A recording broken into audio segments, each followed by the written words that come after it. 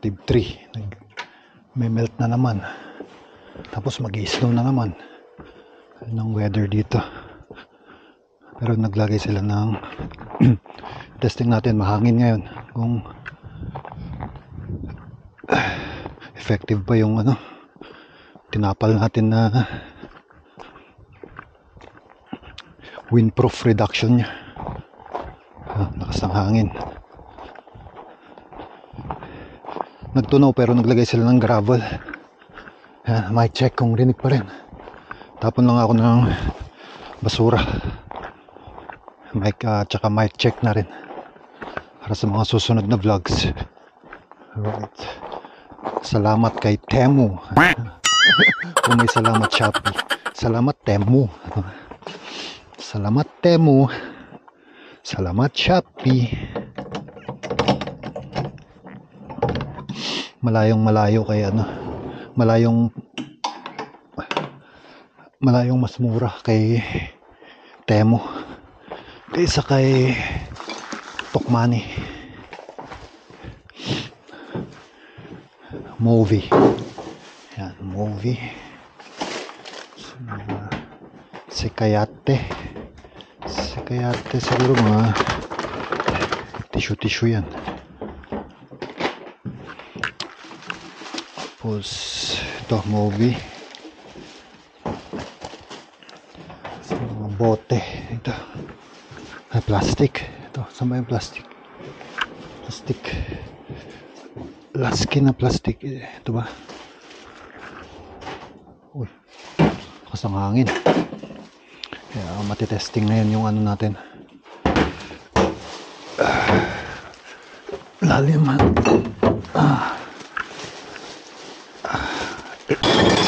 Nahulog. Dumulas.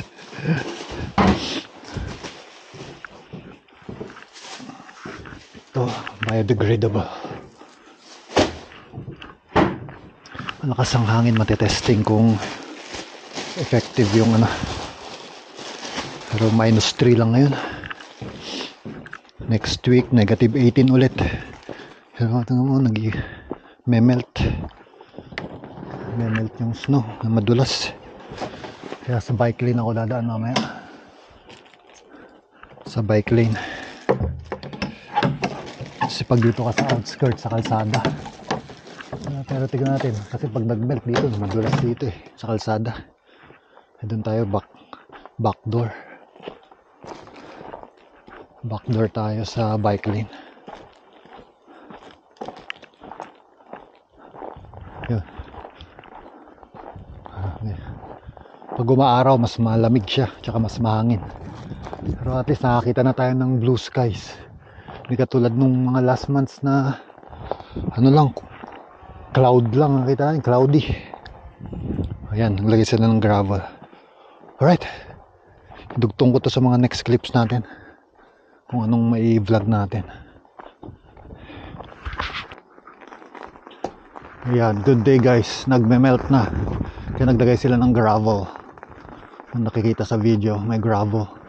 Pero madulas pa rin yan, ingat-ingat pa rin. 1 by 1 pa rin tayo.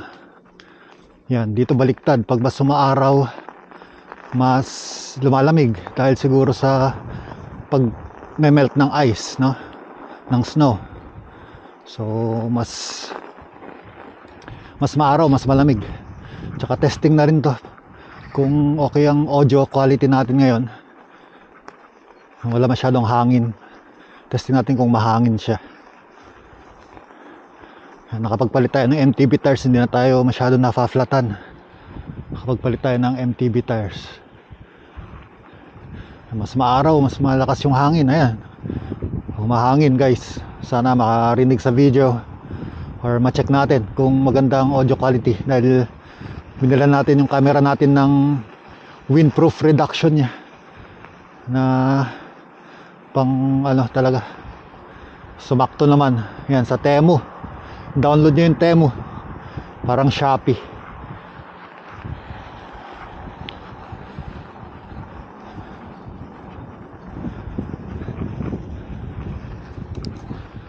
Yan, pwede tayo magbabilis konti dahil magandang bike lane, nililinis nila.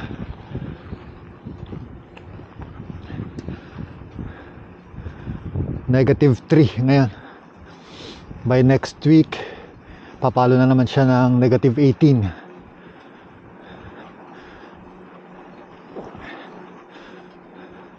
Mas umaaraw, mas malaginaw. Yung jacket ko kahapon ng nipis lang. And nagano ako, back to winter jacket tayo. Magginaw pa rin naman kahit na +1 kahapon. Yan, time check 1:45. Panghapon tayo ngayon. Sayang din yung 15%. Hey, Moro. Yeah. Tapos yung ano pala, yung Moro na ano nila dito pagbati, parang high. Siguro nakuha nila yun sa Sweden, no? Good moron.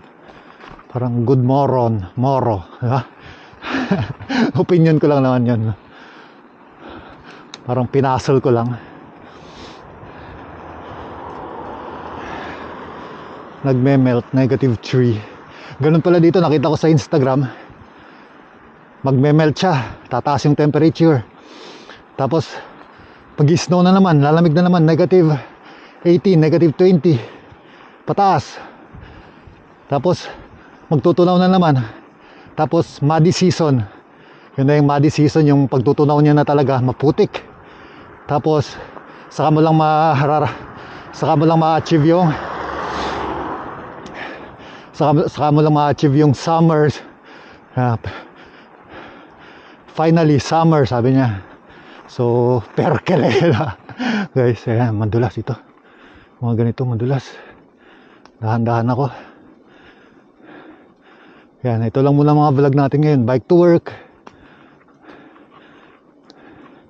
Ito yung lagi kong tina-timelapse. Ito ako lagi dumadaan sa bike lane kapag nagme-melt. Kasi itong bike lanes, nililinisan nila. Pero dun sa looban, sa mga daanan ng sasakyan, hindi tayo naka-winter tires. Madulas. Kaya dito tayo talaga sa bike lane dumadaan.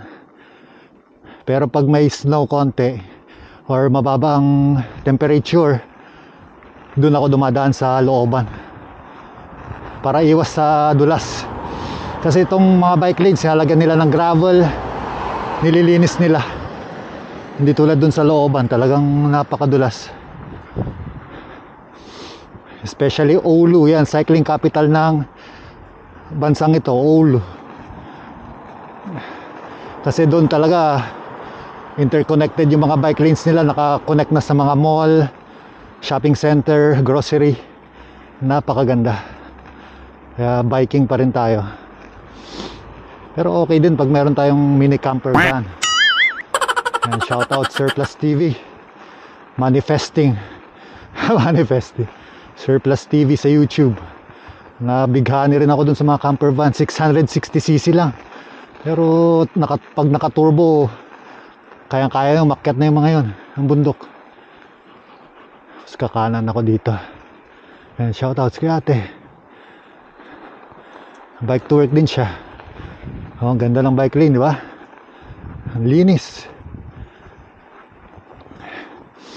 Mas malamig nga lang pag umaaraw. Kaya mas gusto ko pa yung medyo cloudy eh. Kasi mas mataas ang temperature. Hindi katulad nitong umaaraw. Napakalamig naman ang temperature. Alright, nandito na ako sa work. Yung building na yan, doon ako sa kabila. Dalawa kasi yan. Doon ako sa likod. Hindi pa ako naka winter tires. And shoutouts ulit kay Albert. Thank you kay White. Pangarap ko lang magka-bike dati. Ngayon, balak ko lang nun MTB na at least 10 speed. Mga pangarap ko dating bike, yung mga bike yung mga Pro Max Bruno, mga ganun. Mga budget bikes. Ngayon nagkaroon tayo gravel, hybrid na gravel. Kaya maraming thank you Albert. Ito ko pare-kari dito yung kasama ko sa bahay. Mas madami sila ditong residents. Doon tayo sa likod.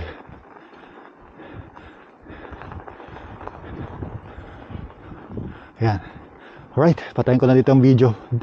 Dikit ko na lang to sa mga clips natin, kung ano pang mga may dudugtong natin sa vlog na to.